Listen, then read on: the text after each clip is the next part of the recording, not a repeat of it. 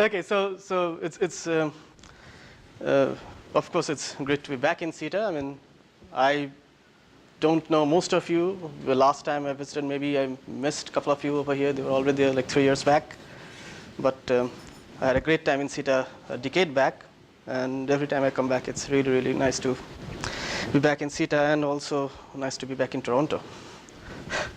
Okay, so today I'm going to talk about dark matter in the Milky Way, and basically, probably on the very last slide, or maybe a couple of slides before that, I will go to this dark matter detection experiments, and I'll try to sort of convince you that dark matter in the Milky Way is very important for this dark matter detection experiments. Of course, it has to be, because that's where we are situated and we want to do that.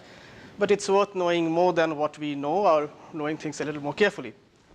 So let me start with this slide. This is very, very recent. This is from our direct detection dark matter experiment. The year is 21 and 6. Oh, so 1 and 0 has. Check that one. Yes. So yeah, so this was submitted like last year, but I think now it's just up in the PRL, and this is from the LUX experiment.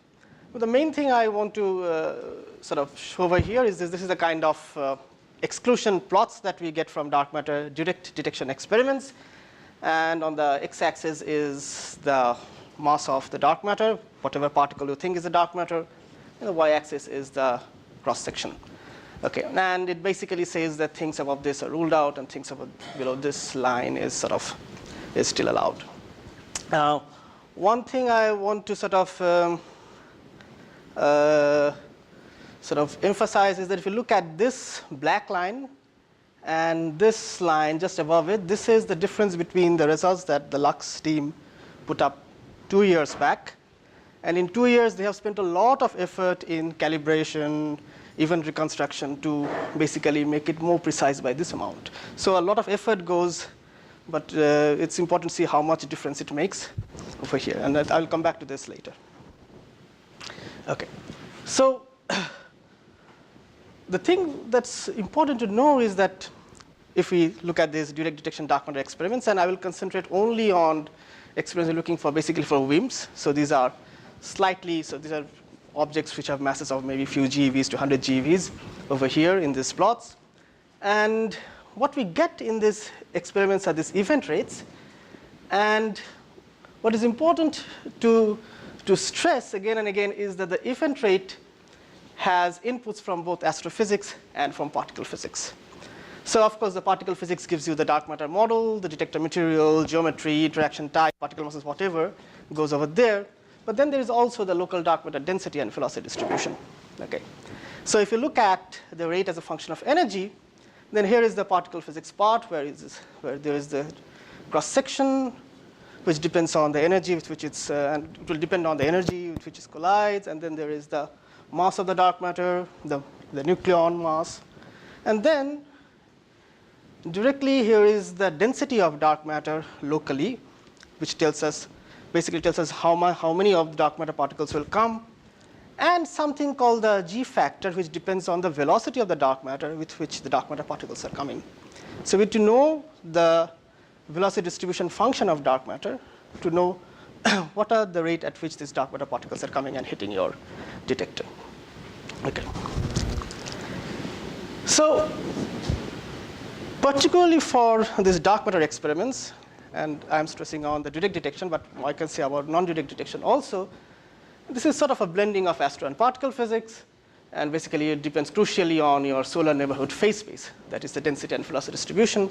And the rest of the talk will be about what we can know about the dark matter density and velocity distribution in the solar neighborhood. So the idea is to build a phase space model for the Milky Way, maybe a simple model, but from observations, and then try to see how it impacts experiments. Okay. Now, if you go to the number of particle physics dark matter detection experiment papers, all of them, I have not seen any exception, they always use the standard halo model, which is basically a single isothermal sphere local density of 0.3 GeV per cc, and VDF, which is basically isotropic and Maxwell-Boltzmann. Okay. And so it has truncation at the local circular velocity. Now, of course, this number is a pretty old number, 0.3 GeV per cc. It was probably first given by Bacall in 1984. And now it's like 32 years. So people still use 0.3 GeV per cc. And of course, this is something that we know that is not right because this is not a singular isothermal sphere. And none of these two assumptions may be right. At least I don't think they are right. Maybe the numbers are different. This, of course, is also different. And so we need to go through this.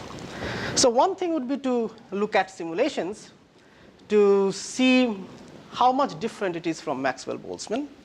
And this is something that has been done in the last few years, maybe in the last 4, 5, 6 years. Different n-body simulations have isolated Milky Way type halos. So something which typically has a mass, which you think is a Milky Way mass, maybe 10 to the 12 solar masses. And then look at the velocity distribution of dark matter. And here are examples from 4 simulations. So this is the galactic halo simulation, which is very much like the Via Lactea. This is basically the Joachim Stahler and Ben Moore group. This is the Accurus simulation from Garking and this is basically Ling et al., which is from the ETH. And so one thing, as you can see, these are n-body simulations mainly, and depending on different mass resolution, different number of particles. And what I want to take away from here is these are all for sort of a Milky Way-like halo. But the first thing is, if I put them all together, and this is the solar neighborhood velocity distribution function, these are all very different. Okay. So that's something that, so if you want to take up a VDF from a simulation, then you have to choose between any one of them.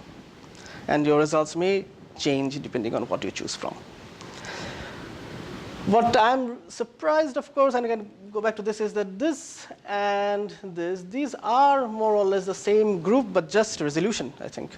So this has 3 billion particles, this is 1 billion particles, and still there is a difference, a big difference. And there's no baryonic No, impact. no. This one has some baryons, the Ling et al. By Refriger. But it has no error bar. Yeah, it has no error bars. Yeah. So this is because I took the simulation from the plot. Yeah. But these have error bars. Yeah. And when you say these are all Milky Ways, Milky Way-like. Exactly. What is it? Exactly. It doesn't mean anything. I mean, so you have to be very careful if you want to take any of these VDF from simulations and directly plug it into dark matter experiment result. So these are like halos which have typically, as I say, typically the mass of a Milky Way, and so maybe has halos like 10 to the 12 solar masses. Putting it another way, suppose that I renormalize it to be a B over B dispersion. What does it look like? If I divide by the velocity dispersion is measured. Because that determines both the 1 over sigma B cubed as part of B. Yeah, so I'll look at that later. I'll come to that later. It has this Paul law.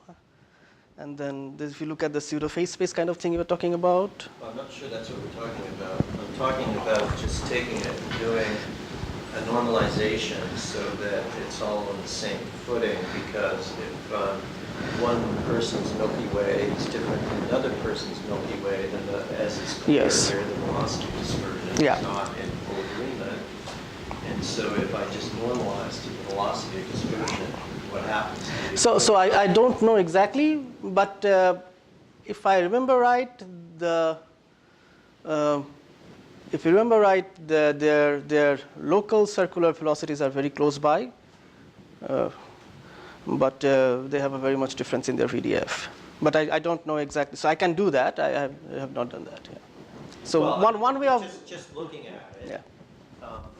by my eye, that red thing will shift over to look a lot more like the green one because it will move up and in.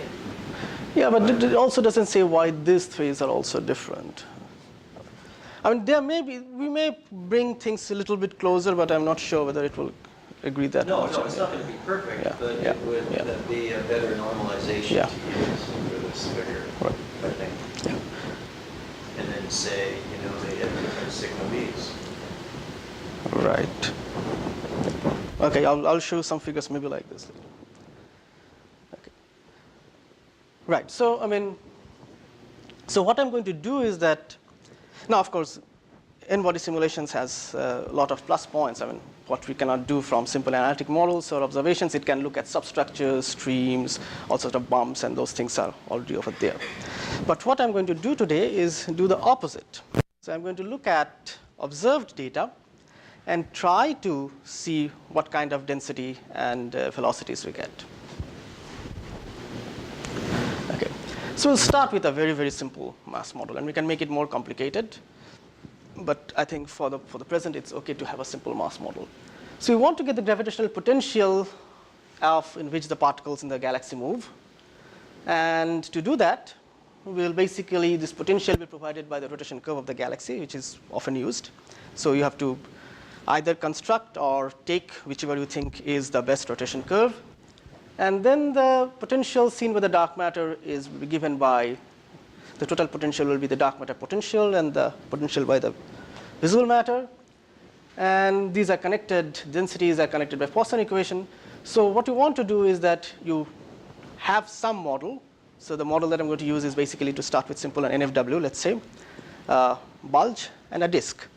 Now typically you can have a thick disk and a thin disk. The final answer does not depend too much whether you have two disks. I mean, the error bars will because ultimately I want to look at basically things like this, okay, and see what we get for this. Now, what is typically done is, of course, we tend to, in most of the work, we tend to fix the visible matter and then play with dark matter. But I think that's not a good idea because the total potential is given by both of them. So we should have it a complete freedom between these two because we don't know how to differentiate. Okay. So let's see what rotation curve we can use. So when we first started doing this work, which was like 3 or 4 years back, we started by what was the best rotation curve at the time. It was given by Subha et al. And which I will call data A. Very quickly realized that basically instead of just picking up a rotation curve, we need to start compiling our own rotation curve from the underlying data so that we have a larger range. So this was done, and so I call it data B. And then Subha et al. Himself added more underlying data and extended the rotation curve. All these things have a lot of the basic data sets common to each of them because the rotation curve is ultimately made by looking at individual smaller data sets of different people, and then you combine it. But then they differ on averaging and beaning and stuff like that, how far it goes, how you compile your data.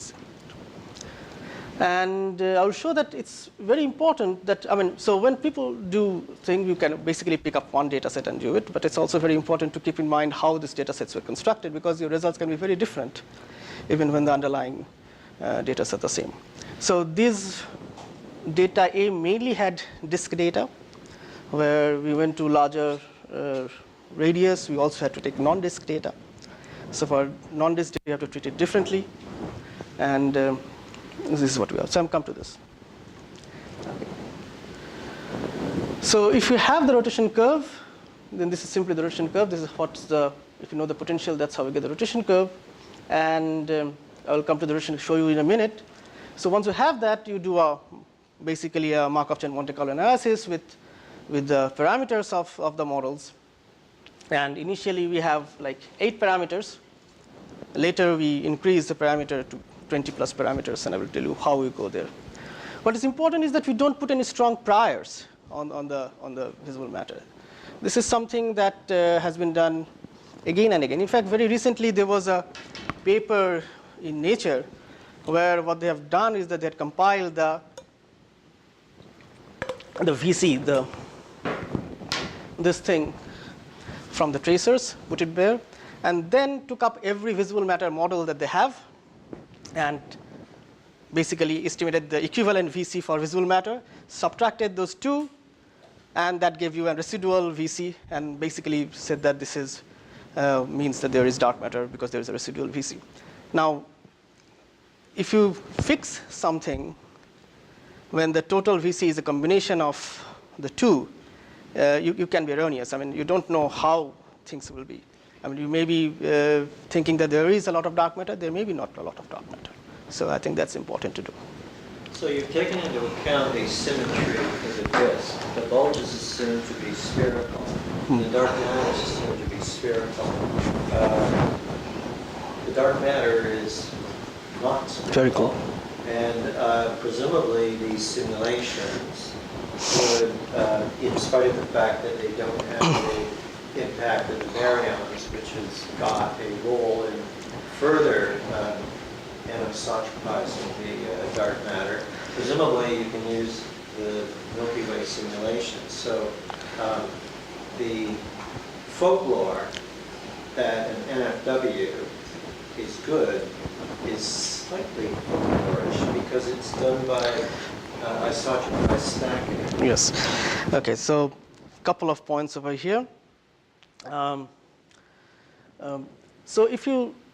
I don't have a figure over here. I should have had a figure.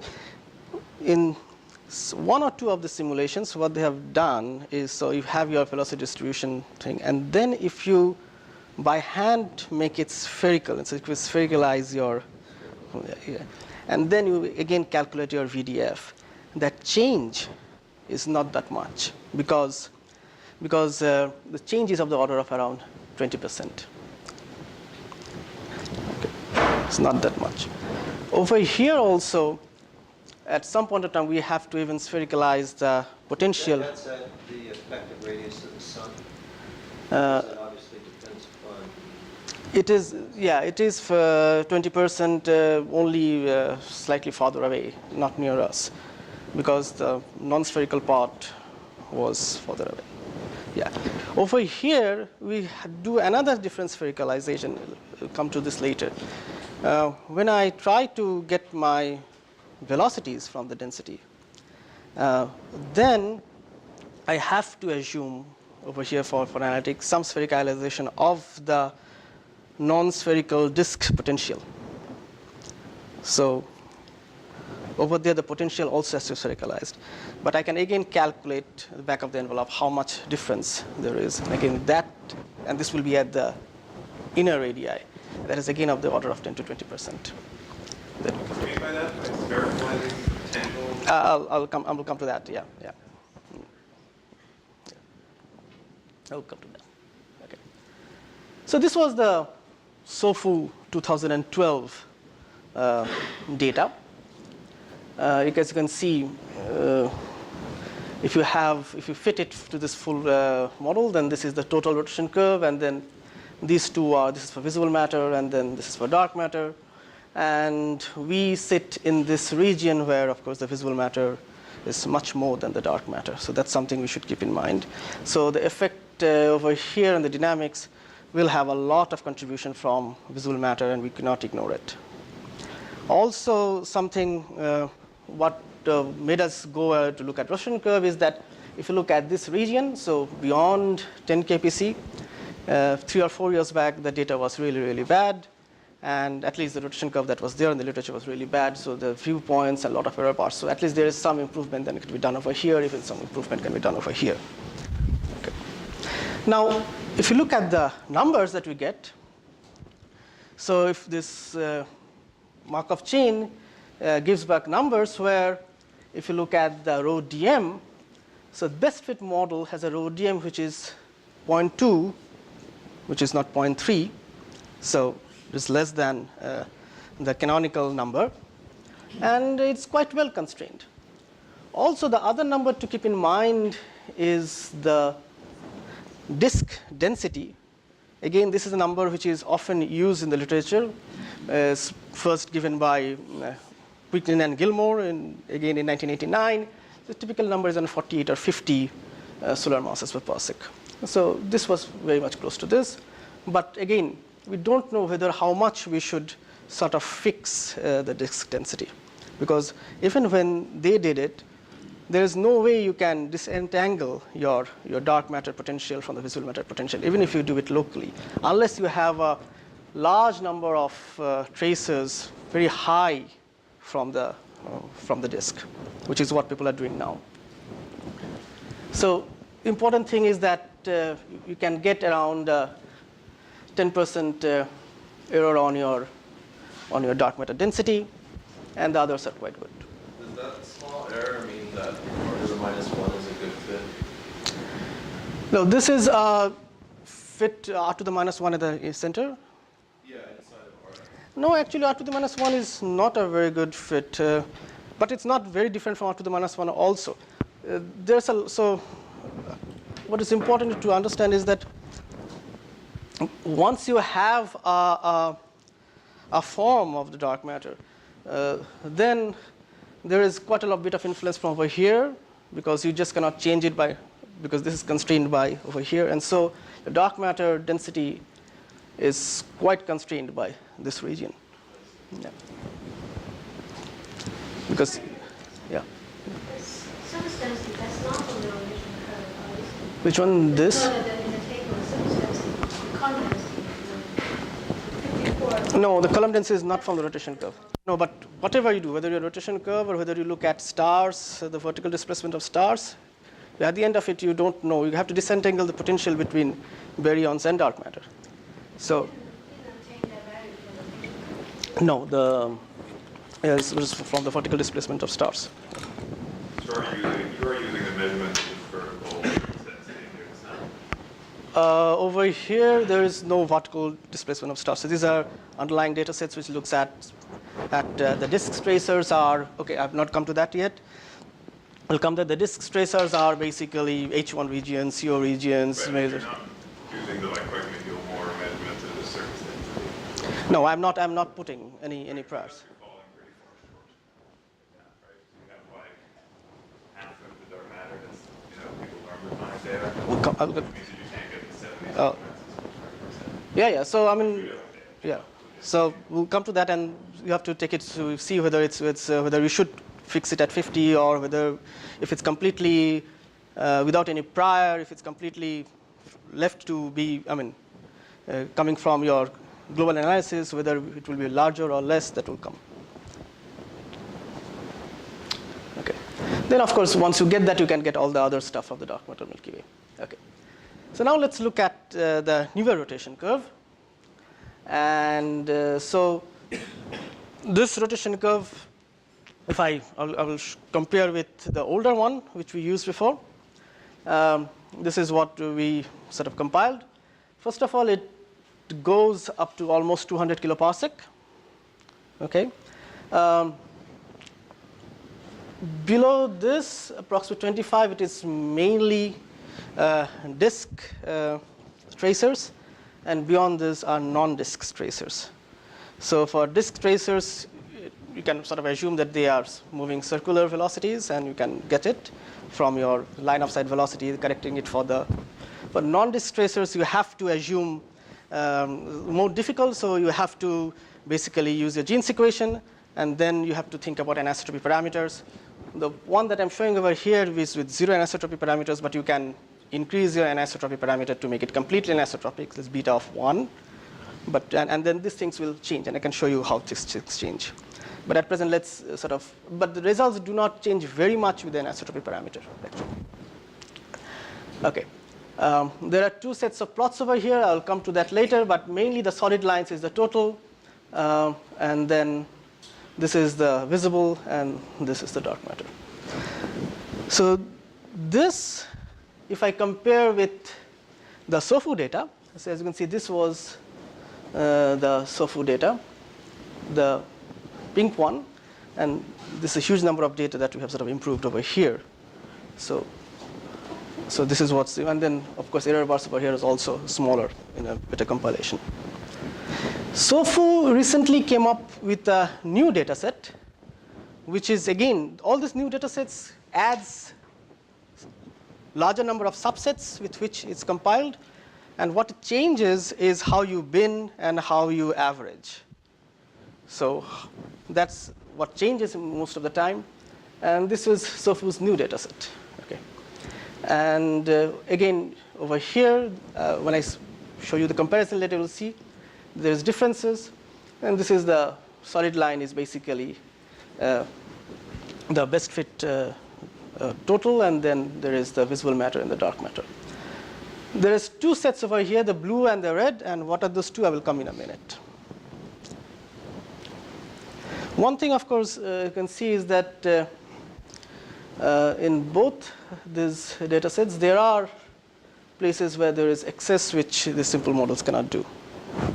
And people have talked about dark matter rings, artificially put excess dark matter over here, a ring over there, fixed it at some location, added some more potential over there, and things. Or there are spiral arms and a very massive bar in the Milky Way, which is a much more plausible explanation for any deviation from a simple rotation curve that's dark matter rate. Agreed. You should be taking that into account, really, that there's correlations between the data. Sorry? I mean, you don't expect the rotation curve to fit very well because there's a bar that extends maybe up to 6 kiloparsecs. Right, right. So I mean, if you have, yeah, exactly. So especially if you have a functional form of densities, then obviously you're constrained by which functional form you take, and then it will definitely not fit if you have not added those extra components. And maybe you can try to do something better than this. What's the most sophisticated model used today for probably yours for describing the Milky Way distribution? You know, I've tuned in lately to the follow-on of the Gilmore and Wide and all that stuff. So what's the most recent? So we've measured the local density in various ways, both locally and also over 5 kiloparsec or so that we measure the scale length of the disk directly, so we know how much mass is in the disk, which actually allows you to break the disk halo degeneracy. And then in the center of the Milky Way, people do like sophisticated modeling of the bar, like running kind of controlling solutions. But is that being included in any mass models like this? No? Yeah, so those try to constrain mass models for the bar, and yeah, we use these constraints. Yeah, to do like multi-component. In fact, probably it's not a very good idea to have even rotation curves below 2 kpc or so, because then there may not be circular motion also there. Right. And less than 4 kiloparsec people have shown that terminal velocities have almost no correspondence. And so I'll quickly come to those points over here and see whether this makes much difference. Yeah. Okay. So this is something I told before. I mean, if you look at different authors or even these experiments, they will choose a Milky Way halo, and things that will basically most often used is, one of the things is a local dark matter density of 0.3 GeV, which is recurrently used, although different authors have found different numbers.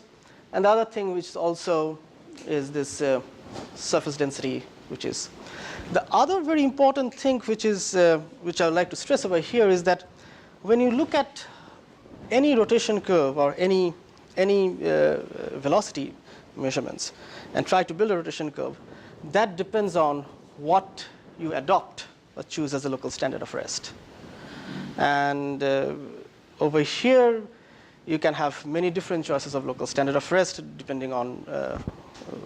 So, for example, SOFU and others, initially they have this local standard of rest, which is say 8 kiloparsec and 200 kilometers per second. This is the IAU recommendation, 8.5 kiloparsec and 220 kilometers per second. Then people have done very good measurements near the central black hole. And from there, another one, which is basically Bowie and others, which is 8.3 kiloparsec and 244 kilometers per second. We like the last one. Well, I don't actually. I know that's true. Oh, I didn't know that. Oh, hi. Sorry, we cannot say 244. Well, I mean, 244, there is a bunch of numbers over there. Right, so I would say 220. That's very good. I would be very happy with 220. I'll show you why 244 becomes, The sun is moving. yes, at 244. yes, right. For you, it probably doesn't matter. It should be 244. Right. So, I mean, this, of course, is very important. And I mean, if you look at different papers, different authors, at some point they have to adopt, and they basically say, we adopt this LSR. And whatever you are doing will very much depend on what LSR you adopt. And that's something which is very important to see. Okay. So final results will depend on your choice. So let me first show you the first choice. So this is the choice of LSR. So you take your underlying data. So for here, you are taking the rotation curve that we constructed out of this data. And then you construct it with different choice of LSR. So LSR means at lower radius, the distance to the sun will affect it. And also, so basically near the solar and below solar radius, the distance and the velocity of the sun will affect it. And of course, at the larger radius, the beta will affect it. And so these are the same underlying data, the same underlying line of sight velocity measurements, but the rotation curve coming out of different choice of LSR. This one, as you can see, is this so 200 kilometers per second and 8. This is what would, if you now take that rotation curve and do your Markov chain Monte Carlo to get your best fit, then this is what will be, for the same underlying data, this will what we'll think is the best fit model. This will be for 220, which you are saying. And then if you have a very high velocities, then it will come even smaller. Okay. In fact, you can even try to take this and say, okay, we are not going to, so this is the full data, you're going to include data only above 3 kiloparsec, or even much larger, 5 kiloparsec. So just don't have even a bulge, just have a disk and a dark matter. Things do not change very much. It's much more over here. So your LSR, what you choose, you're going to change your numbers. That's one thing, and I think this is it's very important to sort of. So as you can see over here, in the previous SOFU data, we had a best fit rhodium of 0.2. For the same LSR, with the new data, the new compilation by us, we have something like, which is very close to 0.2. There is an agreement. But then if you go to larger values of velocities, then you have the best fit model favors lower dark matter density. And that's because how the shape of the dark matter rotation curve, basically the rotation curve changes less than the sun and greater than the sun. So there's an increase greater than less than the sun, but you cannot have too much dark matter because that would mean, because of the functional form, you'll have to increase your contribution at radius higher than the sun. So what you do is that you increase your visible matter, but lower your dark matter. Okay. The other thing is, we can also see that if instead of doing this completely unbiased parameter estimation where you have equal weightage to both visible and dark matter, if you put on your visible matter prior, in the sense you put on your disk surface density, prior on disk surface density and the scale radius, then how things change. So then, of course, as you can see over here, things move. So suddenly, something which was small dark matter, best fit, because now we have put a prior on the visible matter, will give a best fit which is very close to the canonical value. So one of the reasons people get values over here, because in some way, somehow, they have some priors on the visible matter. It moves things over here. So that's another important thing to know. So if I sort of look at compilations of of dark matter densities and the surface density, visible matter surface density. And these are numbers from the literature. So they go all the way from 0.2 to, there's also this one which is very high, large error bar. Okay. This one is yours, I guess. Yes. Yes. Yes. So now, if I take my rotation curves or the Subha rotation curve and do the same thing with and without the prior on the visible matter, I see how these things move. So this is sort of the visible matter, dark matter sort of density correlation or things where, depending on where you put your visible matter prior, you'll drag your dark matter over here. And so if you have, it's very similar to what you think, 220, where is it? 220 with some prior, you will end up with 0.3. Right. So that's something. So you have to be very careful with it. So in future, basically the idea is that you really need to know your visible matter locally if you want to put a prior. I mean, and that's important because your things will change according to it. Okay. So now let me go from density to velocity. And the way to do it is, I'll go very fast because I'm taking a lot of time, is this density. If you know the phase space distribution, then density is basically just the integral with the velocities. And what we can do is use this, and I'm not going to describe this. If you have questions, people who don't know can ask me later, is use the Eddington formula to get the velocity distribution. Okay. So Eddington formula basically requires the density and the potential. And if you know the density and the potential, then you can invert it and get the velocity distribution function.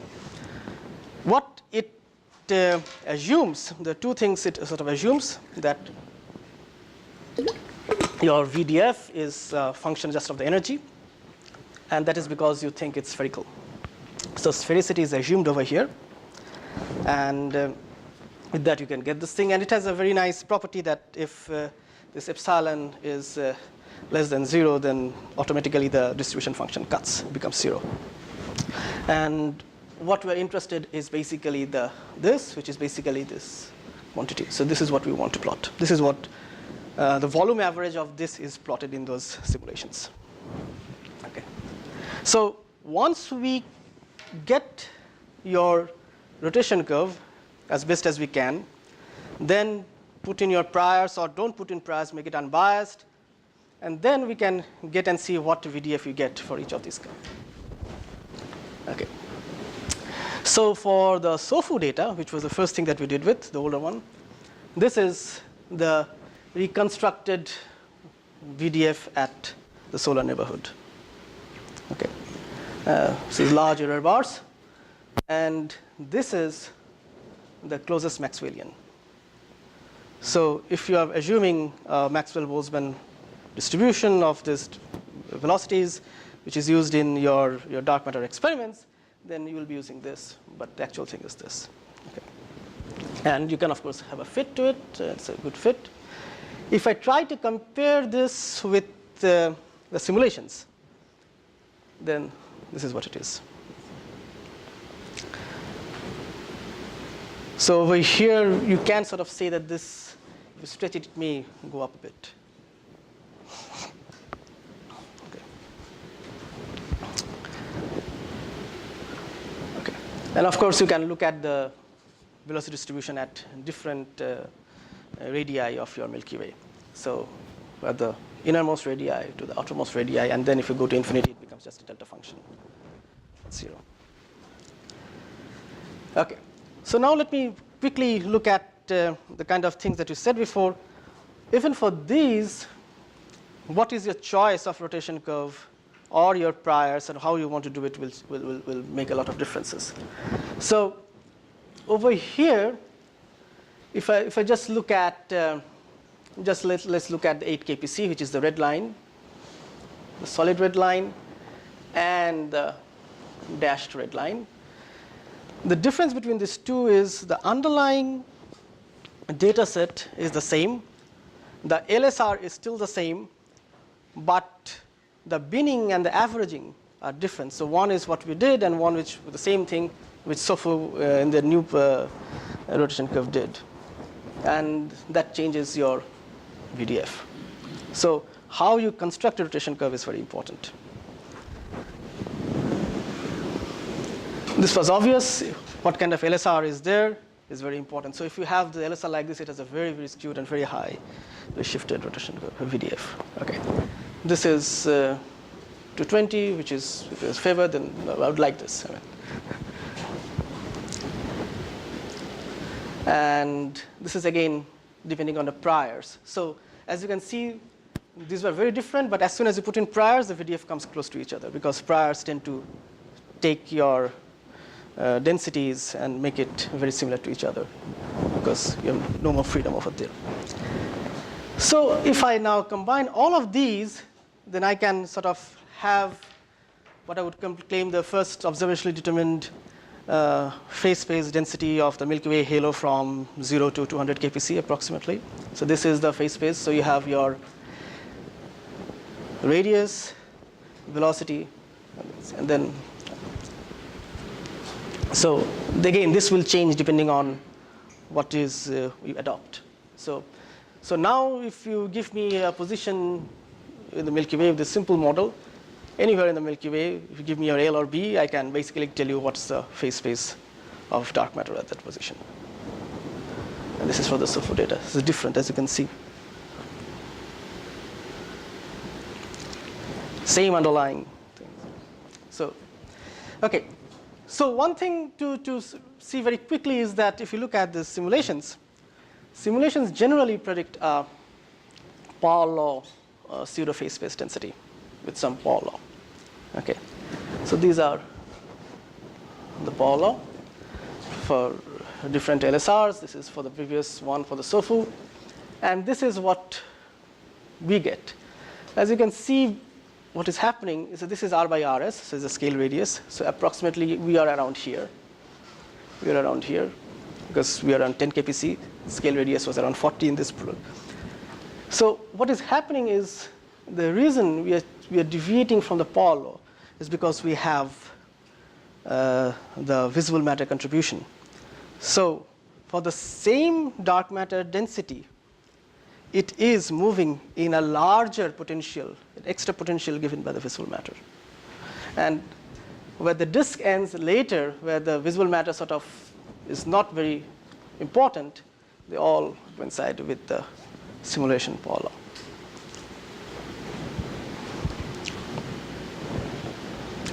Okay, so I don't have much time, but we did a lot of other things. One other thing is model selection. So this basically says different ways of model selection. Basically says NFW is bad. Other models are more or less okay. I mean, it's not much difference, but NFW is, whatever way you look at it, it's not good. So I want to talk a little bit about this. So given that if I fix a dark matter model, then of course we are influenced, the results are influenced by the choice of our model. What if we try to have not a functional form for the dark matter, but have segmented numbers so you take your dark matter densities as some value at R. And you so within a very small R, it's locally a power law. And then they are completely independent. They can choose whatever values they want to. So you do it like this. And then you try to fit. First thing we see is that immediately it chooses, because it's segmented, it has more power, it chooses to fit this excess over here. So this is the dark matter excess that actually goes and contributes to this excess in the total rotation curve. So we have done with many different bins, with 5, 7, 11 bins. And in a moment I will show you those bins. So there were the bins so we also looked at different bin sizes, is uniform, non-uniform, slightly larger bins at the higher regions, where more bins over here but less bins over here and here. So what we can do is that now, from this Markov chain and this binning, we can actually now, if you want, get the dark matter density at every, so the best fit dark matter density with your error bar at every 30 different points in the galaxy. Okay.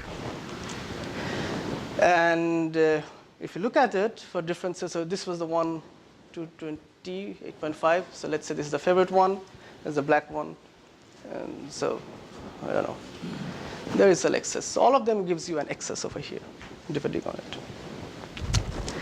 We can try to do something cute, saying that, okay, let's say the dark matter, since we know there is always an excess over here, let's say the dark matter is actually a NFW, but there is a local excess, and try to do something like a BO. So we have a Paul law kind of dark matter NFW with an excess Gaussian over there, and try to see where it goes.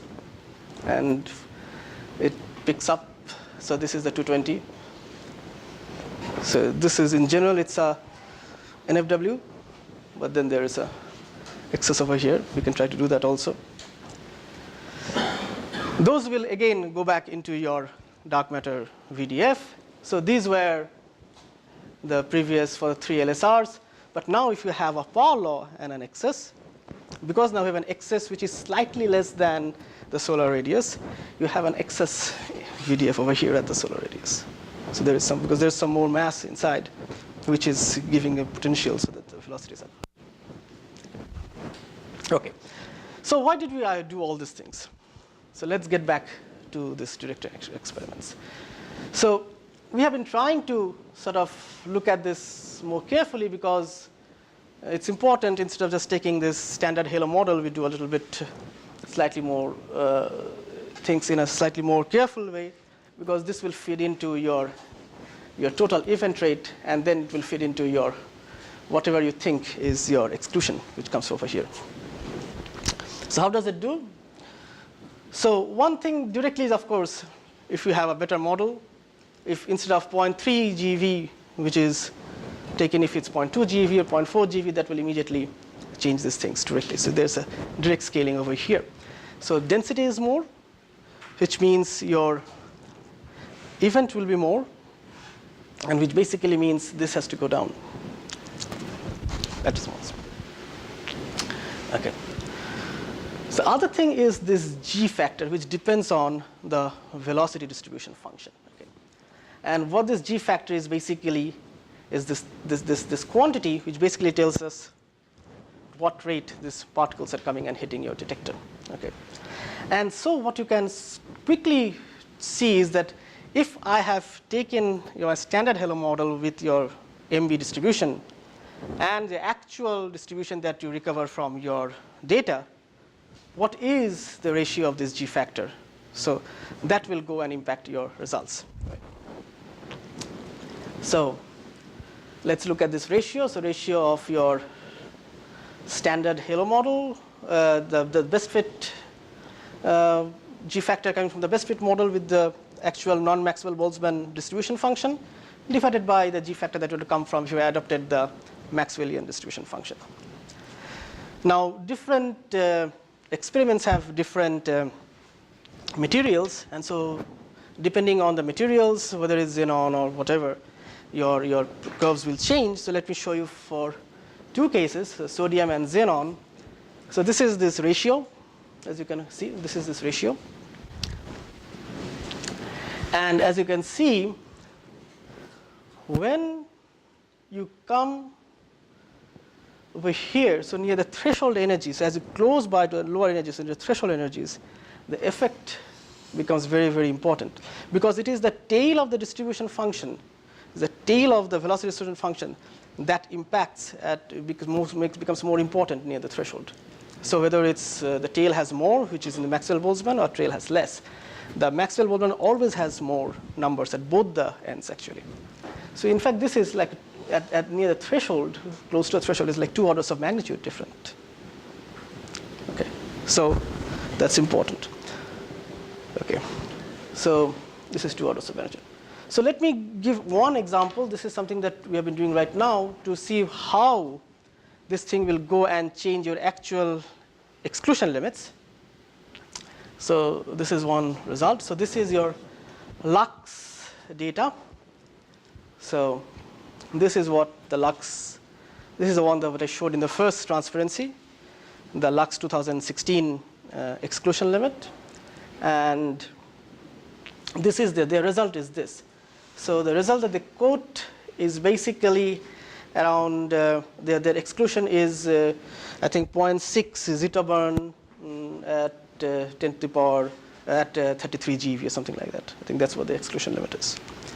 This is done with 0.3 GeV, the standard halo model again, and the Maxwell-Boltzmann distribution. If you just change your velocity distribution and make it the actual non-Maxwell-Boltzmann distribution that you get from your data, this is the one that you get. So already there is a big difference, and this difference is actually a large chunk of the area more than the difference that they did in these 2 years of hard work going from better calibration, better event rate reconstruction. So it's important to take into account this difference. Otherwise, I mean, those things doesn't make sense. I mean, if there is already a difference a lot from. This doesn't include the local density. So if you really want to do it, you have to actually also put in the local density. That will increase this slightly above also, because the density was less, and so your interaction has to be more. So this will be something like this. So there's a factor of 2 or more difference in your exclusion limits. This will be the same. This will basically be for all the experiments that's there. So all the exclusion limits will change, and it's important to sort of look at that. One of the things that I did not mention, or it was there, is that if you look at the reconstruction VDF, it has large error bars, very large error bars. So if you take those error bars, those will be, then this will not be, this will be within the error bars. But that is because data is crappy right now. Now, you know, in a few months, maybe already you know the data, Gaia should give their data release. I mean, it has to be in this. That should give you a much better rotation curve. I mean, I got some unofficial Gaia data, but I didn't know what it was. It looked very crappy at that time. But so if I just take a mock data Gaia, saying like you just reduce my error bars, then your error bars on the VDF, which is like this blue shaded region, if the error bars decrease by half, well, 50%, it already becomes smaller, and then if it decreases even further, it becomes even smaller. So I don't know how much Gaia will do, but definitely it will do quite good, especially at this non-disk, because we will be looking at all these velocities very well and the distances. Because at the non-disk part, there was very few tracers, but now there will be lots and lots of tracers over there. So you will have much better binning over there at the radius, which is higher than 20 kpc. And that changes how well you fit your dark matter. Because so I don't know exactly how Gaia is set up in terms of working groups, teams, and all that stuff. I would expect, not that they would want to make you obsolete, but I would expect that there would be a very large team, because the model for the density derived from the motions that Gaia gets would be one of its big products. Is that the case? I think so. I mean, The Gaia doesn't have any science team. exactly. So. It will just be really public. Yeah. How ESA just do it. Yeah. Completely open. That's kind of strange. Just like planning. Yeah. So I mean, Say it's not always Right, no. It's like a barcode. yeah. So Gaia should be able to. If you have the Gaia data, one should be able to do this in much better detail, in really, really nicely. And that's because there are no big calibration issues. I think it's mostly because it's like a completely industry-focused mission. There's no scientists really involved with creating a satellite or anything. It's just completely done by industry. There's a lot of scientists paid by ESA to work on it. I'm not sure whether there is no calibration issue. I mean, Everybody thinks it's crazy. Well, I would expect from ESA's point of view, it's also crazy because they don't get to put their specific stamp on the results. Yeah. That's right. yeah. But I mean, hopefully, You're still in business. yes. Okay, but then then if Gaia doesn't do, and people will always try to propose more stuff, so this is my last slide. So there is the daughter of Gaia, which is something which has been proposed. So it's because there is this ESA call for M5 class mission is coming up in September, August, September. So that is Theia. Okay. And one of the things about Theia, which actually what ESA has wanted Theia, is that it becomes a very, very, so there are three things that Theia wants to do. Of course, one is exoplanets, but there are other exoplanets missions. One is compact objects, but ESA has sort of said that if you have to submit a Theia proposal, then it has to be a dark matter focused Theia proposal. So do as much of dark matter from this. So this is around 10 years, close to 10 years from now. And these are the things which sort of all the dark matter science that you can do from Theia. It is not as wide coverage as Gaia, but it has much better astrometry, very, very good astrometry. So it will complement Gaia and then do all sorts of things like this hypervelocity stars. All these things will be done very well. So all these priors and stuff like that. So this is something which is new. We have just sort of proposed it. So first letter of intent has been sent. It's a European mission. It's a European mission, but it has few people from outside Europe. And so we have just sent this letter of intent, and the proposal should go in August, September. This is something like SIM, or how much better? Places where it is more focused, it will be 10 to 20 microarcsecond. Yeah. Okay, so let me conclude very quickly. So I should first say that we sort of estimated the first dark matter phase space from observations from the inner 1 kpc to 200 kpc. Of course, it's model dependent, but this is from observations. And so now any point in the Milky Way, you can sort of at least give the first handle on what's the velocity distribution and what's the density. But we have to have a much more robust observation-directed phase space model for dark matter because it's very important for interpreting this dark matter experiment results. It's crucial to pin down the local standard of rest. I think this is, maybe people know, but I have never found out where people have really looked at and seen how important it is. And of course, the visual matter distribution. And a lot has to be done before we are confident to use it. Simulations, of course, give Milky Way-like galaxies. They still do not give exactly Milky Ways, so it's still good that I think we should still go from observational side and do it. Velocity distribution is found to be significantly non-Maxwellian nature, and Maxwellian sort of overpredicts on both the ends. So what I showed was what is the effect at the high velocity end. So it affects dark matter exclusion limits in the direct detection experience because at the high velocity ends, it'd be important. But it also overpredicts at low velocity ends, and I didn't have time to do that. It also changes things in the indirect detection experiments because at the low velocity ends, depending on the velocity, if your dark matter cross-section is velocity dependent, then you have something called Sommerfeld enhancement, and Sommerfeld enhancement changes your flux. And so it's not only important to know densities, it's also important to know exactly the form of the velocities, and there's a first attempt to do that. I will stop over here and sort of thank you. Thanks. Okay, we have quite a few questions during the talk, but maybe take one more before going to Cheers. Yankin. Transplanet velocity distribution, you show as a function of distance to the galactic center.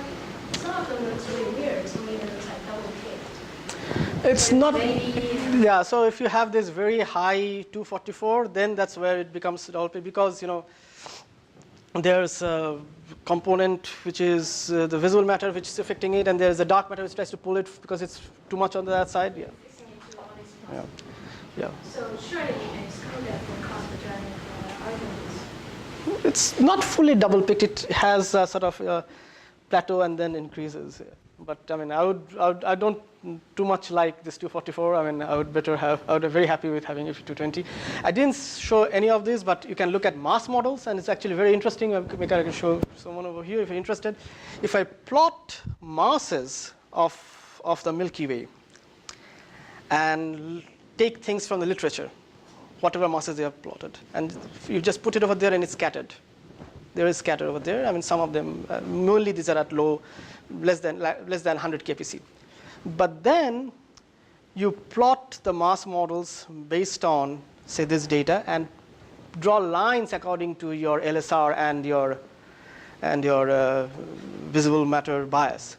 Then all these points line up on different of the lines, and you can go back and say, oh, this mass model, these people had taken an LSR of this, so they have got the mass model over here, which is not slightly below, slightly up. So most of them are very close, except I think the Benin and Denis mass was coming up to much higher somehow. Yeah, so that's also, and then depending on whatever is your underlying data and how you have normalized it, whatever you have done with it, the total mass of the Milky Way will change, and then you can go back and say whether Milky Way is more or less than Andromeda and go back at all these things. So I mean, all depends on how you're doing it.